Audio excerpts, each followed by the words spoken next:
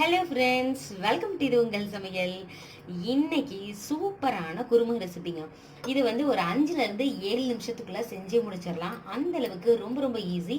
நீங்கள் இஞ்சி பூண்டு பேஸ்ட்டோ இல்லை புதினா தலையோ இல்லையே, அதுக்கப்புறம் பட்டாணி இல்லையே, என்னடா பண்ணுறது, ஆனால் இந்த சப்பாத்தி செஞ்சு ஆகணும், வீட்டுக்கு கெஸ்ட்டு வந்துட்டாங்கனாலும் சரி, வீட்டில் சப்பாத்தி கேட்டாலும் சரி, ரொம்ப ஈஸியாக ரிலாக்ஸ்டாக நீங்கள் சப்பாத்தி மாவு பிசைஞ்சு அது ஊறுற நேரத்துக்குள்ள டக்குன்னு இதை செஞ்சே முடிச்சிடலாம். அந்த அளவுக்கு ரொம்ப ரொம்ப ஈஸி, ரொம்ப ரொம்ப டேஸ்டி.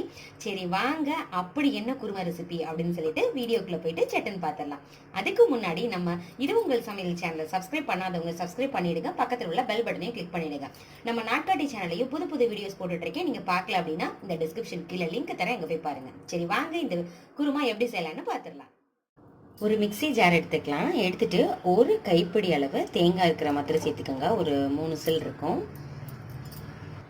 சேர்த்துட்டு இதில் 2 டேபிள் ஸ்பூன் மட்டும் நிலக்கடலை பருப்பு சேர்த்துக்கோங்க. சப்போஸ் உங்கள்ட்ட நிலக்கடலை பருப்பு இல்லை அப்படின்னா அதுக்கு ஆப்ஷனாக பொட்டுக்கடலை சேர்த்துக்கலாம். நிலக்கடலை சேர்க்கும் பொழுது ஒரு ஃப்ளேவர் வரும், அது பொட்டுக்கடலை சேர்க்கும் பொழுது வராது, ஆனால் டேஸ்ட்டு சூப்பராக இருக்கும். ஒரு 5 முந்திரி பருப்பு சேர்த்துக்கோங்க. இது இன்னும் கொஞ்சம் திக்னஸ் கொடுக்கும், டேஸ்ட்டை இன்க்ரீஸ் பண்ணி கொடுக்கும், அதனால தான் நம்ம முந்திரி பருப்பு சேர்த்துக்கிறோம். கொஞ்சமாக பட்டை சேர்த்துக்கோங்க, 1 இன்ச் அளவு இருக்கும், அதை சேர்த்துக்கலாம். ஒரு 3 கிராம்பு சேர்த்துக்கோங்க. இந்த குருமாவுக்கு ஃப்ளேவர் கொடுக்கறதே எது அப்படின்னு பார்த்தோம்னா சோம்பு தான். ஸோ சோம்பு 1 டீஸ்பூன் சேர்த்துக்கோங்க. சோம்பு சேர்க்கும் பொழுது டேஸ்ட்டு ரொம்ப நல்லாயிருக்கும். ஸோ 1 டீஸ்பூன் சேர்த்தேன். இப்போ இதை நல்லா நைஸ் பேஸ்ட்டாக அரைச்சிட்டு காமிக்கிறேன். நைஸாக அரைச்சாச்சு. இதை இப்போ ஒரு ஓரமாக வச்சிடலாம். அடுப்பில் ஒரு கடாய் வச்சுக்கலாம். அதில் ஒரு 2 டேபிள் ஸ்பூன் எண்ணெய் சேர்த்துக்கோங்க. இதில் இப்போ சோம்பு சேர்த்துக்கலாம். சோம்பு 1 டீஸ்பூன் சேர்த்துக்கோங்க. நான் முன்னமே சொன்ன மாதிரி சோம்போட ஃப்ளேவர் தான் அதிகமாக இருக்கணும்.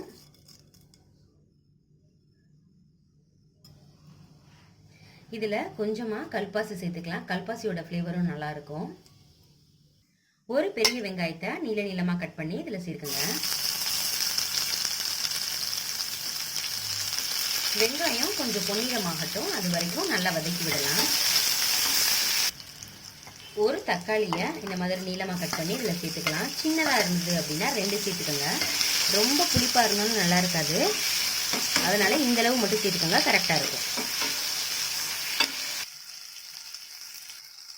இப்போது இந்த எண்ணெயிலேயே என்ன பண்ண போகிறோன்னா மிளகாய் தூள் சேர்க்க போகிறோம். ஒரு 2 டீஸ்பூன் சேர்த்துக்கிறேன். உங்களுக்கு காரம் கம்மியாக சேர்த்துக்கிறீங்க அப்படின்னா நீங்கள் கொஞ்சமே கம்மி பண்ணிக்கலாம். நம்ம சீக்கிரமாக செய்கிறதுனால இந்த எண்ணெயிலேயே நம்ம நல்லா வதக்கிறது மூலயமா பச்சை வாசனை சீக்கிரம் போயிடும், அதனால தான் இந்த எண்ணெயிலேயே வதக்குறோம். கொஞ்சம் சீக்கிரம் செய்யலாம், அதுக்காக தான். கருகிடக்கூடாது. இப்போ நம்ம அரைச்சி வச்சிருக்கிற மசாலா அதில் சேர்த்துடலாம். நல்லா இதை பிரட்டி விடுங்க.